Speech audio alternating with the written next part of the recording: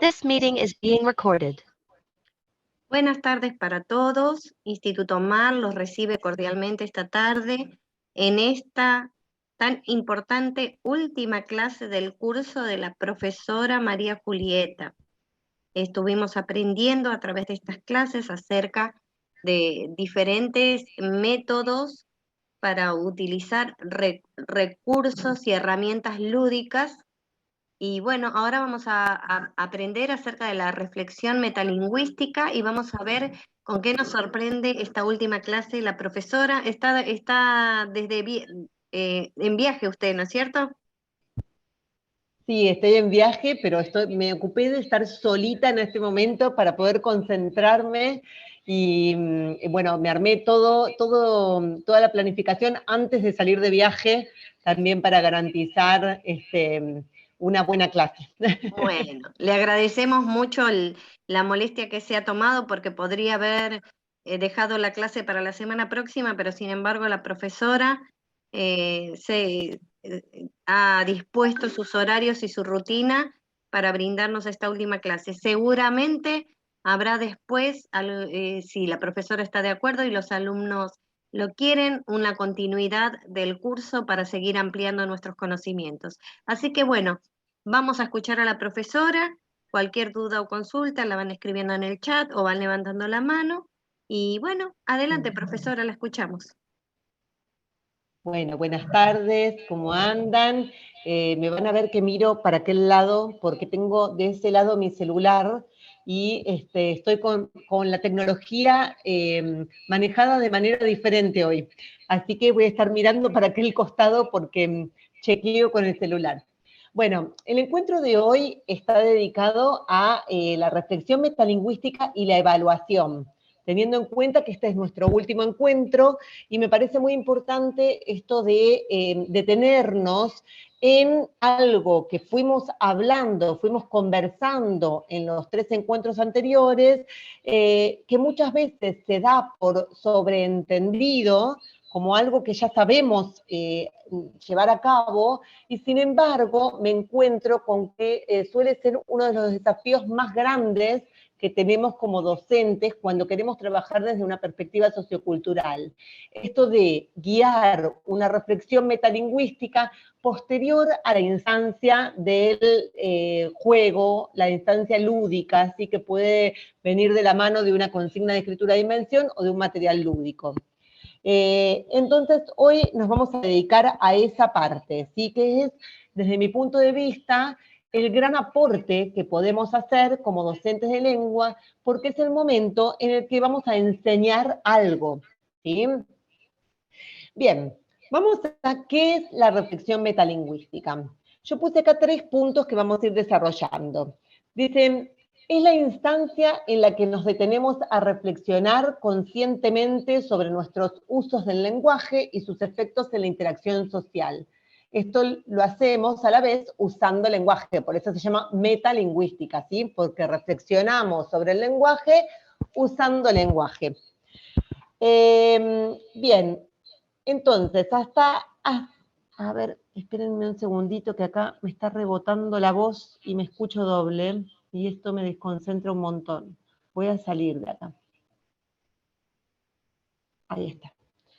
Entonces, profe, no es necesario que salga, sino cualquier cosa puede apagar el audio del celular. Sí, es que quise, pero no me sale. Che, me queda bajito, pero lo sigo escuchando. Cualquier cosa, si se llega a cortar, vuelvo a conectarme, ¿sí?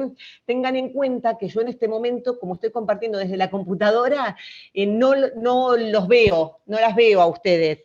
Solamente estoy mirando mi pantalla. Así que si llega a haber algún inconveniente, me tienen que hablar porque si me hacen una seña así, no los voy a poder ver, ¿ok?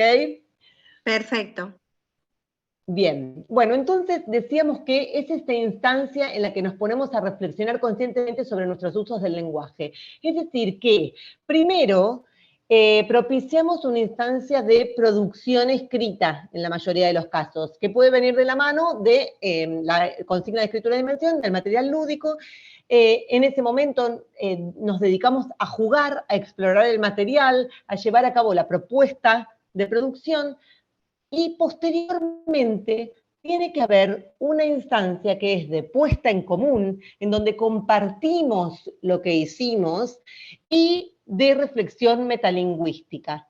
En ese momento vamos a poder aportar el conocimiento que nosotras tenemos sobre la gramática de la lengua, y además vamos a poder ayudar a nuestros estudiantes a desnaturalizar los usos para poder hilar cada vez más fino en cómo nos comunicamos y en la efectividad que tiene el modo en que nos comunicamos en torno a nuestro interlocutor, ¿sí? Entonces, dice, podríamos decir que la reflexión metalingüística es el proceso cognitivo que nos permite desnaturalizar los usos y analizarlos teniendo en cuenta situaciones comunicativas, destinatarios, marcos históricos. Es la oportunidad para enseñar lengua a partir de los usos del lenguaje, desnaturalizando y sistematizando. Es decir, que antes del momento de puesta en común y de reflexión metalingüística, lo que hicimos con las consignas de escritura de invención y con el material lúdico es sacarle el jugo a lo que nuestros estudiantes ya traen. O sea, hicieron algo que ya saben hacer, que es usar el lenguaje, ¿sí? Obviamente lo hicieron con una valla que estaba bien ceñida al contenido que nosotras posteriormente vamos a querer trabajar, ¿sí? Es decir, que con la consigna o con el material nos garantizamos que sus usos fueron hacia ese contenido. Sin embargo, con eso no alcanza, ¿sí? Tiene que sí o sí haber una instancia de reflexión metalingüística que desnaturalice, que permita evidenciar cómo hicieron lo que hicieron, y que entonces ellos puedan desnaturalizar ese proceso para poder hilar un poco más fino en él. Bien, acá tenemos una gran diferenciación que me parece importante llevar a cabo. Por un lado, la perspectiva tradicional de la escuela tradicional, y por otro, la perspectiva sociocultural, que es lo que yo les traje en este curso, ¿sí? Desde la perspectiva tradicional, lo que enseñábamos era teoría lingüística en la escuela, ¿sí? Entonces, proponíamos estudiar el paradigma verbal de memoria, hacíamos análisis sintáctico en el aula, clasificábamos sustantivos y adjetivos, nos aprendíamos las reglas ortográficas de memoria. Y como dijimos en encuentros anteriores, lo que proponíamos era, desde el inicio, presentarles la teoría y en clases posteriores pedirles que apliquen esa teoría, ¿sí? Desde la perspectiva sociocultural, ya no vamos a querer enseñar teoría lingüística. Nuestro objetivo principal va a ser enseñar reflexión metalingüística, es decir, construir un modo de sistematización y de desnaturalización que les permita a nuestros estudiantes a futuro una autonomía en torno a la reflexión acerca de cómo nos comunicamos y de cómo podemos mejorar la comunicación, ¿sí? La teoría lingüística se las vamos a dejar a las personas que elijan convertirse en especialistas del lenguaje, como nosotras, profesoras de lengua, ¿sí? Por supuesto, no vamos a renegar de la gramática, al contrario, mi punto de vista es que, como habrán visto en este curso, que sí debemos enseñar gramática, pero desde una perspectiva sociocultural que va a exaltar los usos, todo ese conocimiento que nuestros estudiantes tienen sin saberlo de la gramática del español, y construir teoría desde ahí. Dice, primero se lee y se escribe, luego se desnaturaliza y se sistematiza, ¿sí? Entonces, sistematizamos y construimos la teoría a partir del uso. Yo les traje un ejemplo concreto para ver cómo podría ser una reflexión metalingüística, ¿sí? Durante mucho tiempo esto yo no lo hacía, lo daba por obvio. Suponía que todas nosotras como docentes de lengua, obviamente íbamos a poder guiar una reflexión metalingüística, pero después descubrí que como estamos tan arraigadas en la escuela tradicional, muchas veces se nos escapa el modo de hacerlo. Entonces, lo que solía pasar es que nuestros estudiantes del profesorado llevaban a cabo propuestas muy divertidas, interesantes, lúdicas al aula, pero a la hora de sistematizar lo hacían de un modo muy tradicional. Entonces se generaba una incoherencia en las perspectivas. Por eso es que hoy les traje este ejemplo concreto que tiene una consigna de escritura de invención concreta y posteriormente les voy a mostrar cómo se podría llevar adelante una reflexión metalingüística a partir de una consigna como esta. ¿Sí? Bien, dice, un docente se propone trabajar adjetivación a partir de una consigna que incluye a la huerta de la escuela, por lo que su propuesta será interdisciplinaria. Va a poder abordar contenidos de ciencias naturales y de lengua. ¿Hasta acá venimos bien? ¿Sí? ¿Se escucha bien todo? Se escucha perfecto, profesora, se escucha perfecto. Bien. Les leo la consigna entonces. Dice, desde el Instituto Internacional de Ciencias de la Huerta, IICH, les llega la información de que se está haciendo un inventario mundial de plantas que las distintas culturas siembran en sus huertas y un registro del modo en que crecen y se desarrollan en diversas zonas geográficas. Les piden que cada uno de ustedes lleve un registro detallado del crecimiento de cada planta, tomando nota una vez por semana durante 2 meses, explicitando lo siguiente: nombre de la planta y origen, cómo es en altura, en color, en aspecto general, por ejemplo, el tamaño del tallo, etcétera, cómo son sus hojas, cantidad, color, flor, cómo son sus pétalos, cuántos son, qué colores predominan, cómo es su aroma, cuál es su tamaño. En este informe, los detalles en las características hacen la diferencia. Como ustedes aman ir a la huerta de la escuela, aceptan este desafío y deciden contribuir a la investigación de la IICH aportando los registros solicitados. ¿Sí? Esta es una típica consigna interdisciplinaria que podemos trabajar tranquilamente si la escuela obviamente tiene huerta. En la ciudad donde yo vivo hay varias escuelas que tienen una huerta o que tienen un espacio en donde los estudiantes pueden hacer crecer sus plantas. ¿Sí? Bien, vamos a la siguiente. Entonces, vamos a suponer que ya tuvimos una instancia de ir a la huerta, nuestros estudiantes hicieron el trabajo que se propone en la consigna, es decir, que ya tienen sus anotaciones, y vamos a situarnos ahora en la instancia de reflexión metalingüística, en donde cada grupo va a compartir lo que fue anotando, ¿sí? Entonces yo anoté acá, por supuesto, estas son hipótesis, ¿sí? Yo fui anotando algunas cosas como si esto fuera el pizarrón del aula. Entonces, a medida que vamos escuchando lo que nuestros estudiantes fueron anotando, podríamos ir tomando nota en vivo de algunas construcciones que ellos van diciendo, ¿sí?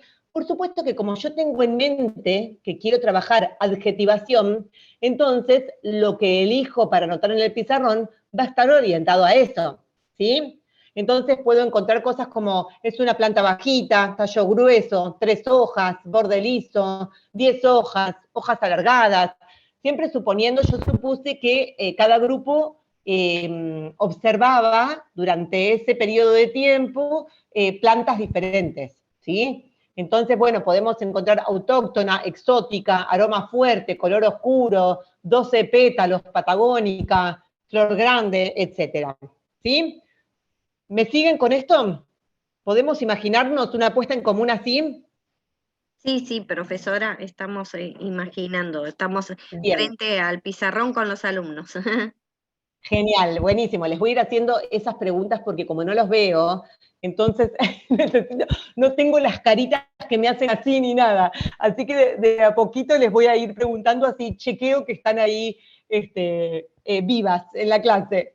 Bien, entonces, suponemos que tenemos esto, por supuesto que lo más seguro es que lo que tengamos después de una clase real con nuestros y nuestras estudiantes sea más rico que esto, ¿sí? Vamos a tener muchas más cosas. Yo noté algunas que me parecían como bastante obvias y posibles de encontrar después de una clase, varias clases de tomar nota en la web, ¿sí? Entonces, a medida que yo voy escuchando a mis estudiantes, voy tomando nota, pero en vez de hacer esto que yo les mostré primero, lo que puedo hacer es esto otro, que es ordenar lo que voy escuchando, ¿sí? Entonces, si escucho planta bajita, lo pongo en un lado. ¿Por qué? Porque yo ya conozco la clasificación del adjetivo, entonces puedo ir yo ordenando, poniendo en distinto lugar del pizarrón los adjetivos que tienen algo en común, porque después eso me va a facilitar la sistematización, ¿sí? Entonces, sin dar mucha explicación, bueno, pongo planta bajita en un lado, pongo 10 hojas en el otro, pongo chilena y patagónica en otro, pongo pocas hojas, muchas y varias en otro, ¿sí? Entonces, de a poquito voy viendo que hay construcciones que tienen algo en común. Bien, como decía antes, a medida que los escucho, puedo ordenar, ¿sí? Esto es una copia de lo anterior. Lo único que ahí agregué es la clasificación, que ahora vamos a ir. A través de una pregunta, pregunta tras pregunta, esta pedagogía de la pregunta tan sugerida, voy a guiar la reflexión metalingüística. Puedo hacer preguntas del estilo, ¿qué tienen en común estos dos elementos que puse en esta fila? ¿Y qué tienen en común estos otros? Por ejemplo, ¿qué tienen en común planta bajita, tallo grueso, tallo fino, flor grande, hojas alargadas? ¿Sí? ¿Por qué los habré puesto en la misma fila? ¿Sí? Entonces nos detenemos ahí a pensar. Por supuesto que lo primero que queremos que vean es que esas palabras que están en negrita o que yo en el pizarrón las subrayé o las puse con otro color, las marco con un círculo, etcétera, que esas palabras están hablando de la palabra anterior en este caso, ¿sí? Del sustantivo. Yo sé eso, pero quiero que ellos se den cuenta que los adjetivos modifican a los sustantivos, ¿sí? Entonces voy a ir guiando, bueno, ¿qué tienen en común? Si yo digo planta, ¿da lo mismo decir planta que planta bajita? ¿Estoy hablando de la misma planta necesariamente? ¿O bajita le aporta algo? ¿Sí? ¿Qué me imagino cuando digo planta y qué me imagino cuando digo planta bajita? ¿O qué me imagino si digo diminuta?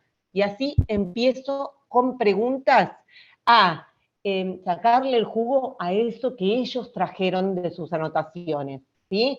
Ahora, también puedo decir, una vez que ya tengo esa primera noción de que hay una palabra que modifica a otra, entonces puedo irme a la otra columna que yo ya hice. Y dije, me puedo preguntar, ¿qué diferencia hay entonces entre decir, por ejemplo, pétalos grandes que 12 pétalos? ¿Qué me aporta 12 pétalos? ¿Es el mismo tipo de modificación que le hace a pétalos la palabra 12 que la palabra grandes? Entonces ahí puedo ver que los adjetivos numerales irán un poco más finos, ¿sí? Porque grande tiene una connotación mucho más amplia en cuanto a su sentido que 12. 12 es muy específico, ¿sí? ¿Me siguen? Entonces veo la diferencia sin necesidad de nombrar numerales y calificativos, puedo ir viendo que hay una gran diferencia entre las dos formas de ceñir o de ampliar el significado de un sustantivo a través de un adjetivo. Lo mismo voy haciendo con pocas, muchos, varias espinas, ¿sí? Es lo mismo si yo digo varias espinas que 18 espinas, y no. ¿Por qué? ¿Por qué muchos pétalos es lo mismo que 32 pétalos? No, modifico al sustantivo de una manera diferente. Y ahí está también presente en el adjetivo que elijo la mirada del productor textual, ¿sí? ¿Por qué elijo decir varias espinas en lugar de 12 espinas, ¿sí? Entonces, ahí vemos otra clasificación que posteriormente la vamos a mencionar, que es la de los indefinidos, ¿sí? La información que brindo al decir pocas hojas no es la misma que la que brindo cuando elijo un adjetivo numeral al decir, por ejemplo, 3 hojas. Bien, ¿qué pasa con chilena y patagónica? Entonces ahí me detengo para diferenciar estos usos en torno a los calificativos, ¿sí? Los gentilicios y los calificativos. Entonces, bueno, ahí vamos a hablar del origen, etc. Y yo acá fíjense que puse abajo exótica y autóctona, que si bien son calificativos, pueden tener algún tipo, nos pueden confundir en relación a chilena y patagónica. Entonces podríamos detenernos ahí a ver por qué creemos que exótica y autóctona podrían estar en la fila de este lado, que es la de los calificativos, en lugar de la fila de los gentilicios. Lo interesante de tomar lo que traen nuestros estudiantes es que si nosotras tenemos bien estudiado el tema que vamos a enseñar, en este caso los adjetivos, todo lo que nos genere un inconveniente, como por ejemplo podría ser esto, la diferencia entre chilena y patagónica y exótica y autóctona, ¿sí? Lo que nos genera una pregunta, lo que nos parezca interesante, incluso lo que no sepamos responder, va a ser interesante, porque eso nos va a generar una posibilidad de hacernos más preguntas y profundizar en la reflexión metalingüística, ¿sí? Algo que por ahí desde una perspectiva tradicional lo dejaríamos de lado porque nos molesta para la regla, acá nos viene como anillo al dedo. Nos viene muy bien porque nos permite profundizar en la reflexión metalingüística, ¿sí? Bueno, después abajo había puesto otros usos de adjetivos como el posesivo y el demostrativo, ¿sí? Como para demostrar esas diferencias. Entonces, podemos decir, ¿y qué tienen en común estas palabras que puse en esta fila con estas otras? ¿Qué tienen de diferente? ¿Sí? ¿Alguien sabe cómo se nombran estas palabras? Es muy posible que si están en secundaria ya hayan tenido clases de sustantivo y adjetivo, entonces muy posiblemente alguien nombre sustantivo y adjetivo, ¿sí? ¿Tiene el mismo sentido decir aroma que aroma fuerte, aroma intenso, aroma penetrante, aroma suave? Entonces ahí ya nos metemos en otro aspecto del adjetivo que tiene que ver con la subjetividad del productor textual, ¿sí? ¿Qué aporta esa segunda palabra a la idea de aroma? Y así vamos explorando, ¿sí? Todo lo que surge lo vamos anotando, pero fíjense qué importante que es que nosotras como docentes ya tengamos bien claro el contenido, porque entonces yo ya directamente puedo ir anotando de un lado, de otro, y voy facilitando esa desnaturalización y la posterior sistematización a la cual quiero llegar, a partir de esas preguntas que voy haciendo y que se van respondiendo en el aula en vivo. ¿Profe? Bien.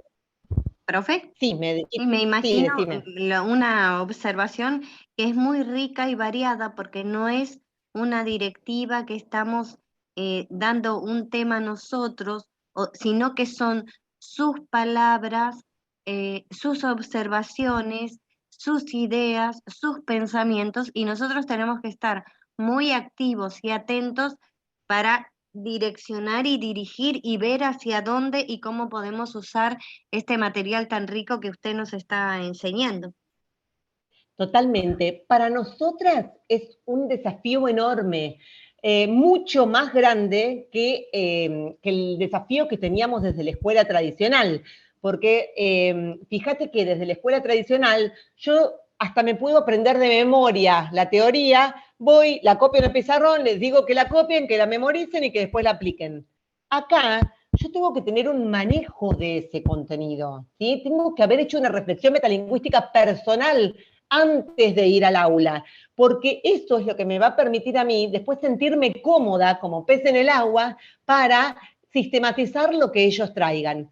Lo que quiero exaltar es que si hay algo que no me cuadra, que se me fue de lo que yo había estudiado o que no tengo muy claro hacia dónde ir, también lo puedo anotar, porque entonces lo que voy a hacer es dejar preguntas abiertas y la clase siguiente las retomo, ¿sí? Porque también es una manera de enseñar que la reflexión metalingüística es infinita. Estamos todo el tiempo usando lenguaje y por supuesto que va a haber situaciones en las que el uso de algún modo nos excede, ¿no es cierto? Entonces, esta manera de enseñar, además de exaltar lo que ellos ya traen, de desnaturalizar esos usos, nos pone a nosotras en un lugar de mucho más curioso, de investigar, de darnos cuenta también que el lenguaje es mucho más grande que la teoría.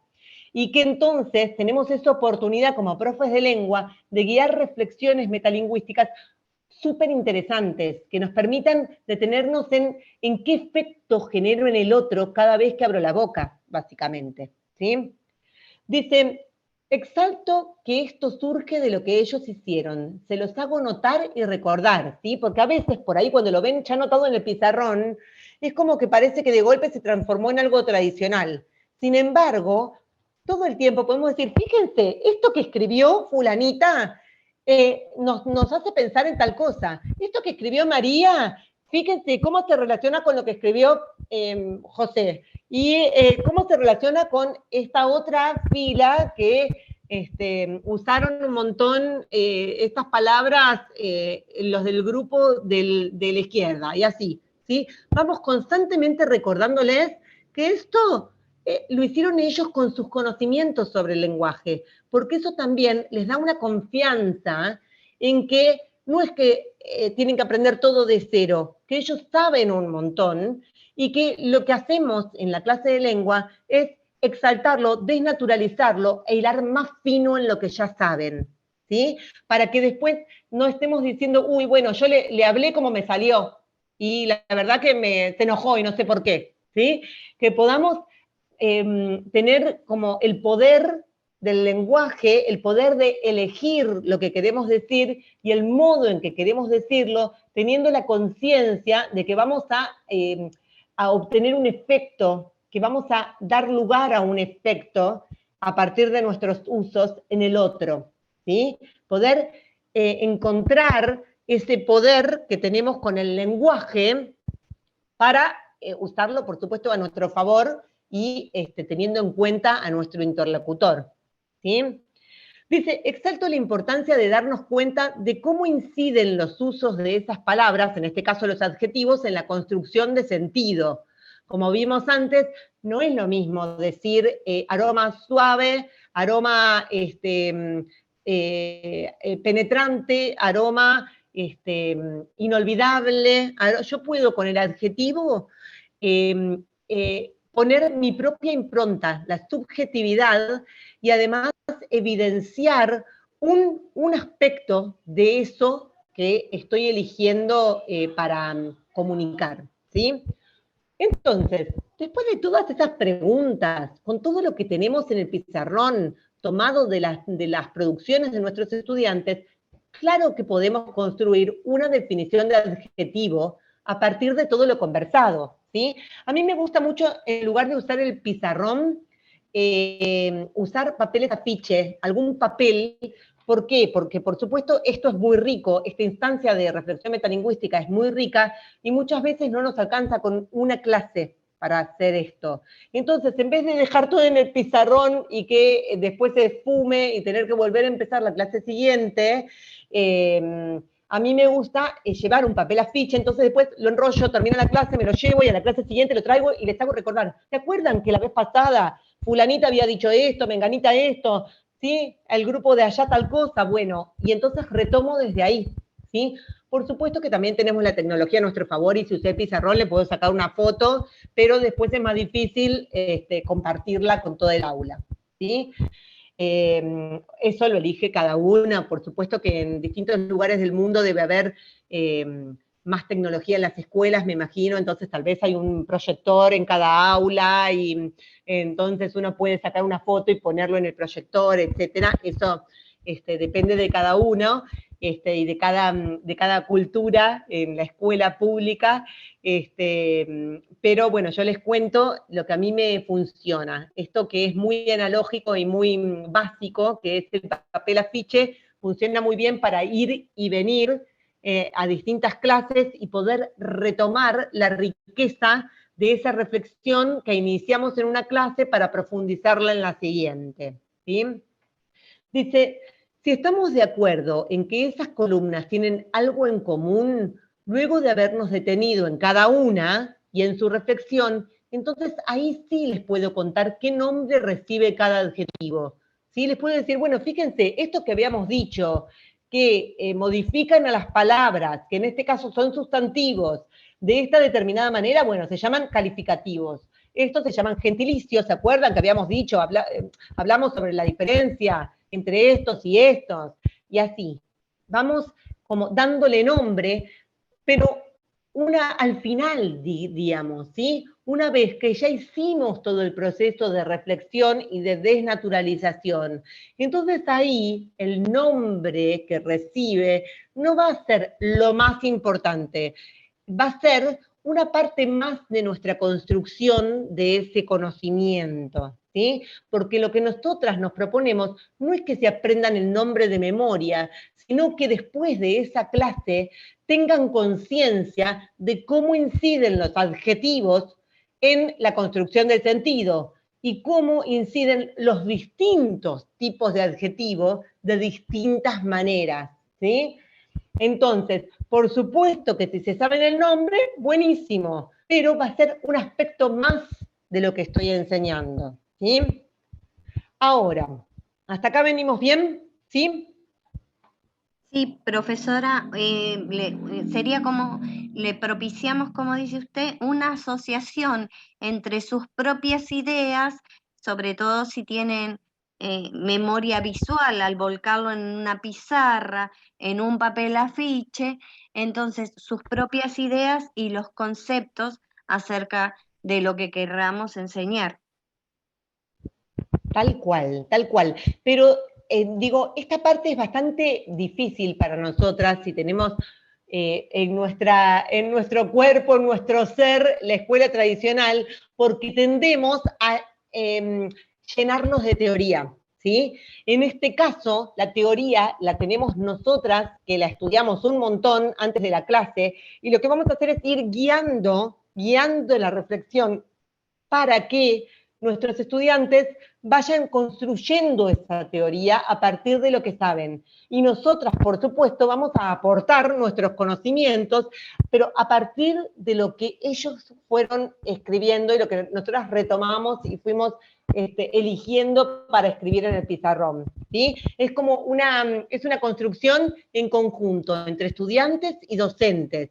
Nosotras tenemos todo ese conocimiento que nos permite ir guiando la reflexión metalingüística hacia esa desnaturalización particular, que en este caso es la del adjetivo, ¿sí? Y entonces les vamos mostrando que eso que ellos saben puede cobrar mayor profundidad, puede cobrar el efecto que ellos desean, no el que les sale porque sí, porque no saben cómo, ¿sí? Sino que pueden tomar decisiones conscientes sobre esos usos de adjetivos para lograr ciertos fines en la comunicación. Bien, ahora viene una parte que me parece importantísima, que es que tenemos que ser coherentes a la hora de evaluar, ¿sí? Esto es muy importante. Si les propongo aprender y reflexionar sobre los contenidos de lengua, escribiendo de manera lúdica y luego reflexionando a partir de las puestas en común para alcanzar una sistematización, como veníamos diciendo, mi evaluación debe ser coherente con el modo en que propicié el aprendizaje, ¿sí? Si yo hago todo este trabajo, diseñé la consigna de escritura de invención o el material lúdico, lúdico. Ellos jugaron de manera interesante, la pasaron re bien. Después tuvimos una puesta en común en confianza, en donde cada uno se animó a leer lo que escribió. Hicimos una instancia de reflexión metalingüística, pero posteriormente para la evaluación les pido que llenen el cuadro con la clasificación del adjetivo. Es algo sumamente incoherente y muy posiblemente les vaya mal, además, porque no se van a esperar que yo evalúe de un modo que no tuvo nada que ver con la enseñanza que transcurrió durante las clases. Entonces, esta parte también es importante, porque cuando llega la hora de evaluar, nos ponemos súper tradicionales. Y es un desafío para nosotras también encontrar maneras de evaluar que le escapen al cuestionario, que le escapen a llenar los espacios en blanco y que realmente tengan un sentido para lograr esto que dicen muchos teóricos de la evaluación, que es que la evaluación sea realmente una instancia más de aprendizaje, ¿sí?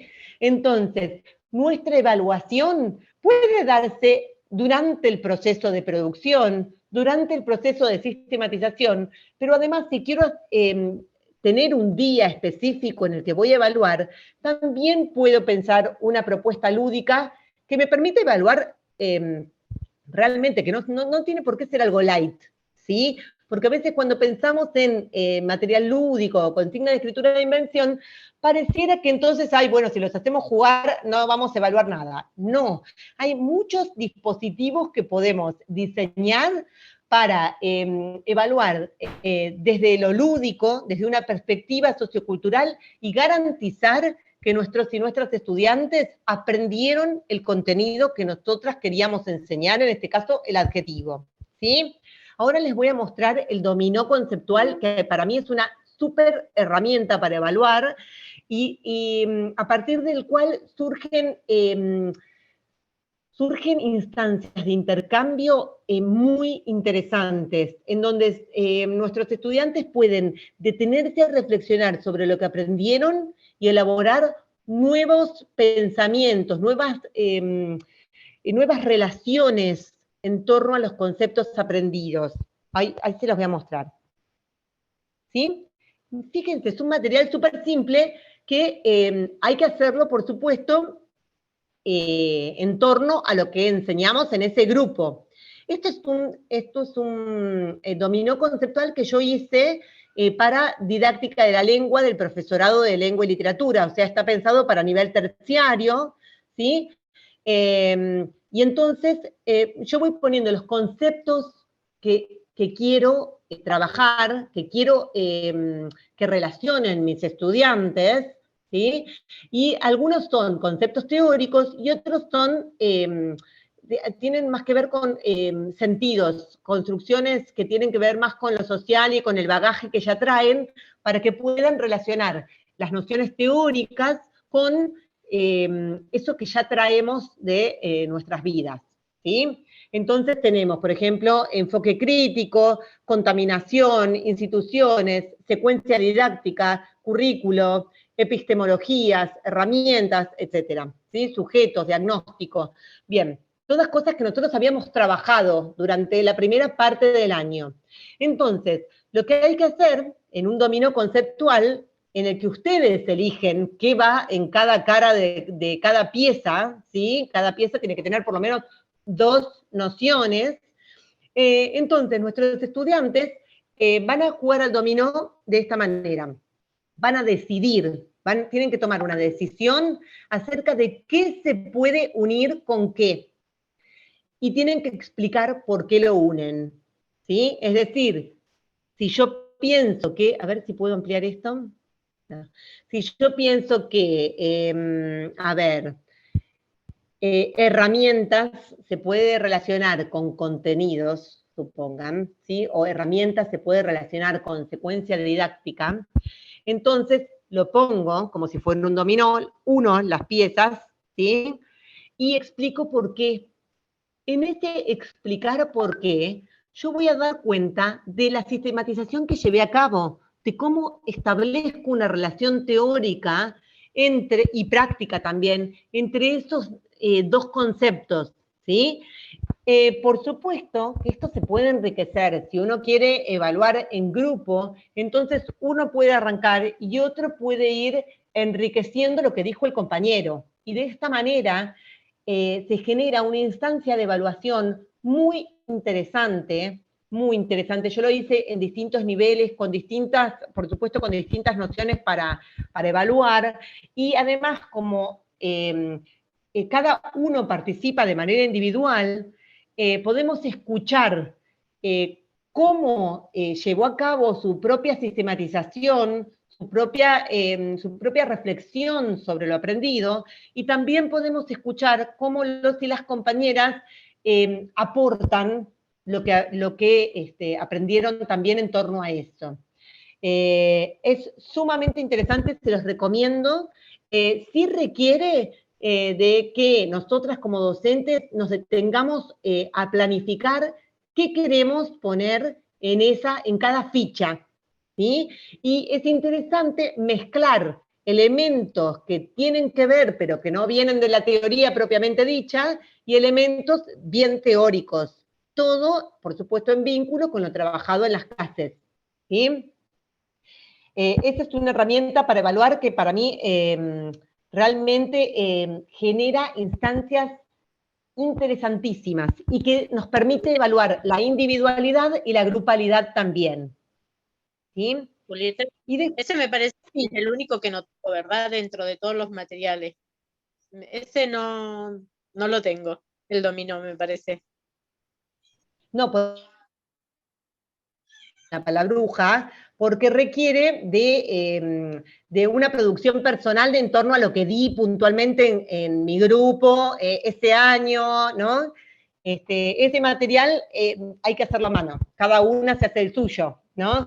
Porque tiene que ver mucho con lo que pasa en el aula, con lo que quiero evaluar puntualmente para ese grupo.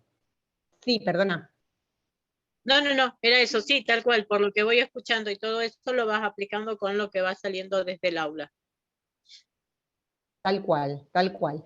Yo les quería compartir otra opción de evaluación, que es un video que yo hice, se van a reír un poco porque me van a ver toda luqueada, voy a ver si lo puedo compartir, me dicen, yo le pongo un cachitito y si se escucha bien, lo ponemos, y si no, se los mando por el WhatsApp, ¿sí? Pero esto fue una consigna de parcial de gramática 2, tercer año de un profesorado de lengua y literatura, ¿sí? Es decir, que para nivel terciario también se puede pensar en propuestas lúdicas, que ese fue otro gran desafío para mí. Y se los quiero mostrar porque para darles una idea de otras opciones a la hora de evaluar, ¿sí? Ideas concretas. Esto es lo que les quería traer hoy, ¿sí? Porque siempre le decimos, bueno, la evaluación formativa, la evaluación tiene que ser coherente con lo que enseñamos, etcétera, pero finalmente muy pocas veces encontramos como la concreción de ver cómo lo vamos construyendo distintas personas en nuestras aulas, ¿sí? Por eso es la propuesta de hoy traerles estas consignas que por lo menos en mi caso me permitieron empezar a pensarme de un modo coherente y no dividirme en la docente que enseña desde la perspectiva sociocultural y después se evalúa desde la perspectiva tradicional, ¿sí? Tratar de mantener esta coherencia de la perspectiva sociocultural de principio a fin. A ver, voy a poner el videíto y me dicen si se escucha. ¿Ahí ven la imagen? Se ve bien la imagen. Bien, pongo unos segunditos a ver si se escucha y... Hola, Migui, ¿cómo estás? Bueno, ¿Se escuchan? Se escucha, se escucha. Bien, entonces lo voy a ampliar y lo pongo. Ahí va. una noticia para compartir con vos. Tomé horas de septiembre a cada vuelta.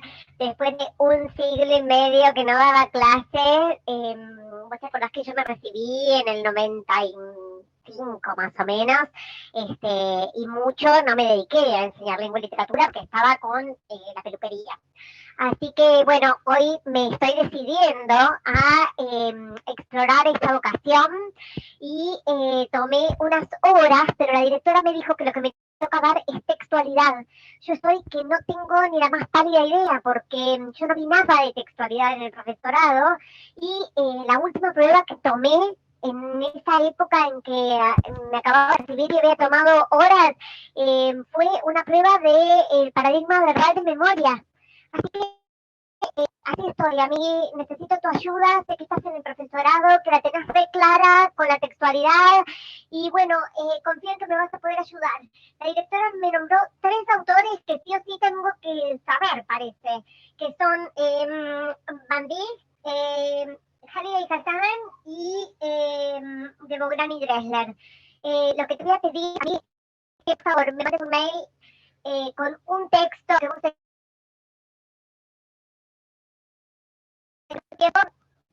Ahí se corta un poquito. Y que en ese texto Ahí se va. usa para analizar de acuerdo a las 3 teorías. Así yo puedo ir viendo las diferencias y por favor ahí contame si hay algo fundamental que yo tenga que saber en relación a cómo se diferencian estas 3 teorías, algo que no se me pueda pasar por alto, ¿sí? Necesito saber cómo se analiza de acuerdo a cada una de estas 3 teorías para después poder ponerme creativa y ver cómo voy a enseñar esto. Tengo poco tiempo, así que por favor no te estés escribiendo demasiado, pero sí sé muy puntual que necesito esta ayuda de tu parte. Ya me voy a poner a leer la teoría yo también, pero no creo que llegue a tiempo con todo. Así que, porfi, enseñame la práctica que es lo que yo sé que vos tenés clarísimo. Bueno, chau, chis, amiga, gracias. Bien. Genial, profesora, toda una actriz.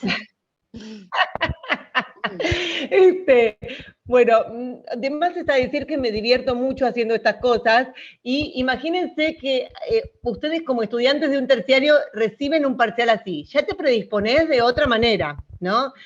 Acá lo que les quería leer es la consigna que sigue después de este video. Dice, no te queda otra que ayudar a Carmen, tu amiga de toda la vida. Tal como ella te pidió, vos elegís un texto no muy extenso y lo analizás de acuerdo a las 3 teorías de la textualidad que conocés. Carmen necesita, antes del 4 de octubre, comprender cómo es analizar un texto según Halliday y Hassan, según Van Dijk y según de Bogdan y Dressler. Vos decidís explicarle cuáles son los elementos constitutivos para cada teoría y además considerás fundamental mostrarle en qué se diferencian. Sabés que tu claridad en el análisis y tu capacidad explicativa en tu mail van a ser cruciales para que tu amiga comprenda en poco tiempo todo lo que necesita saber, aunque seguramente ella deberá reponer muchísima teoría y probar la experiencia personal de analizar diversos textos. Te pones manos a la obra para ayudar a tu amiga en este nuevo camino profesional que ha decidido emprender. Estás segura de que tenés mucho para aportarle. Bien. Entonces, a ver si puedo dejar de compartir. Ahí, entendido. ¿Ahí ustedes me ven? Sí, ¿no? Me están viendo y yo dejo de compartir. Sí, Ahí sí, está. sí, la estamos viendo, profe. Bien, entonces, ahí la idea era compartirles un parcial de nivel terciario que suele ser una monografía, un informe, un ensayo, etcétera, con una consigna bastante directiva, presentada de un modo lúdico, porque desde mi punto de vista, como yo soy profe de didáctica de la lengua, además de profe de gramática 2, quería ser coherente con lo que estamos tratando de enseñar desde el profesorado, que es enseñar desde la perspectiva sociocultural. Siempre nos pasa en el profesorado que, por un lado, hablamos de la perspectiva sociocultural para enseñar en la escuela media, pero la didáctica del nivel superior es muy tradicional. Entonces, creemos, algunas de los que estamos ahí, creemos que es importante generar experiencias como estudiantes en las que ellos y ellas puedan vivir la experiencia de la perspectiva sociocultural, no solamente planificando sus clases futuras, sino además viviéndolas en carne propia. ¿no? Esto mismo, por supuesto, se puede pensar para cualquier nivel, para primaria, para secundaria, a partir de un video que básicamente lo que expone es un caso, es la excusa, el trampolín, para, bueno, ayudás a fulanita a hacer esto que te está pidiendo, ¿sí? Por supuesto que corre el eje del destinatario docente que va a poner una nota numérica para dar cuenta de que no, te corre el eje de ahí, porque te entregás al juego lo mismo que ya venimos hablando, ¿no es cierto?, de las propuestas lúdicas como las consignas de escritura de invención y los materiales lúdicos. Te invita a jugar de otra manera y a poner sobre la mesa los conocimientos digamos, con otro sentido, ¿sí? Con un sentido que tiene el foco en la interacción social. Así que bueno, acá les quería mostrar estas propuestas que son bien concretas, como para que vayamos pensando en que esta perspectiva social que trae la gran invitación de llevar materiales lúdicos y consignas de escritura de invención para enseñar lengua a nuestras aulas, también tiene que ser coherente en la forma de evaluar y en la forma de sistematizar esos contenidos, ¿sí? Bueno, hasta acá es lo que yo les había traído. Si quieren, escucho preguntas, comentarios, sugerencias. Paso la palabra. Chicas, ¿algún comentario, alguna duda?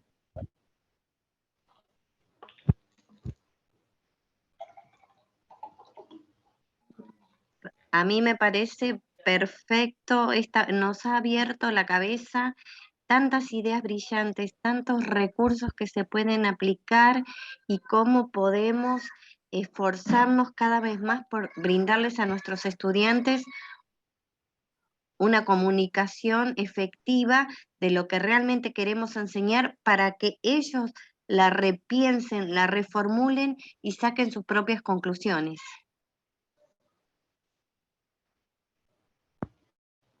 Qué bueno, sí, por ahí la cosa. Esa es la idea. Y lo que a mí me encanta también es hacer notar que esto es mucho más interesante para nosotras también.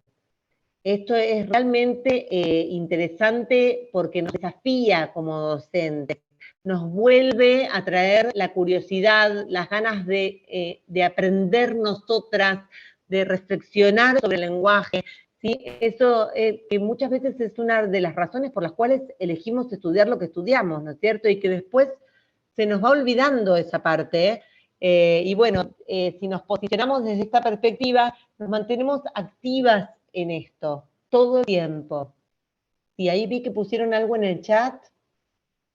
¿Quiere que se lo lea, profe? Sí, por favor. A ver. Dice Patricia, tuvo con dificultades para entrar, entró tarde. Te quería preguntar si hay que bajar algo de la teoría. No puede abrir su micrófono. Yo ahí le voy a compartir a Eve, ya le compartí a Eve este mismo PowerPoint. Si ustedes quieren, yo la verdad en este curso voy a llenarlas de teoría, que suele pasar en cursos que abarrotamos de teoría y después no la lee nadie. Entonces les compartí solamente 2 pequeños textos para que ustedes puedan leer en profundidad y dedicarle el tiempo a eso. Por supuesto que si más me pueden pedir, tengo un montón para compartirles. Creo que con esos 2 textos que yo compartí en estos primeros encuentros, estamos bien para, sobre todo para darle un sustento a esto que yo les traje en este curso, ¿sí? Si quieren más, les puedo dar más, y además bueno, ya les compartí también el PowerPoint que usé hoy, y bueno, fuimos compartiendo también todos los que fui usando en los encuentros anteriores. Gracias, profe, por contestar. Es muy amplio y muy rico el material que usted nos va enviando. Cuando termine la clase, yo voy a compartir con las alumnas el material que usted me envió. Buenísimo, buenísimo. Bueno, le agradecemos muchísimo a Patricia, a Nancy, seguramente las demás alumnas observarán la grabación, escucharán detenidamente, pueden despejar sus dudas a través del chat con la profesora, hacer las preguntas que requieran. Seguramente Marisa luego estará comunicándose con alguna de ustedes para la emisión del certificado. Ha sido un enorme placer infinito escucharla, no nos cansamos nunca de escucharla, profesora María Julieta, con ese entusiasmo, con esas ganas, con esa energía y esa vitalidad que le da a cada clase. Nos imaginamos que sus alumnos deben estar súper felices de tenerla como profesora y nosotros queremos seguir aprendiendo de usted, así que seguramente en cuanto usted disponga de tiempo, volveremos a armar alguna otra clase, algún otro curso o un curso más intensivo acerca de este mismo tema. Ha sido un placer recibirlos a todos desde Instituto Mar. Estamos muy orgullosos de la calidad de nuestra profesora. Muchísimas gracias a nuestras alumnas por estar presentes cada lunes. Y bueno, nos encontraremos próximamente en alguna otra clase. Un gusto contar con su presencia. Muchas gracias para todos y muy buenas tardes. Gracias. Bueno, agradecemos el que hayan estado cada lunes pendiente y estamos a disposición para cualquier duda o consulta. Buenas tardes para todos, nos estamos encontrando próximamente.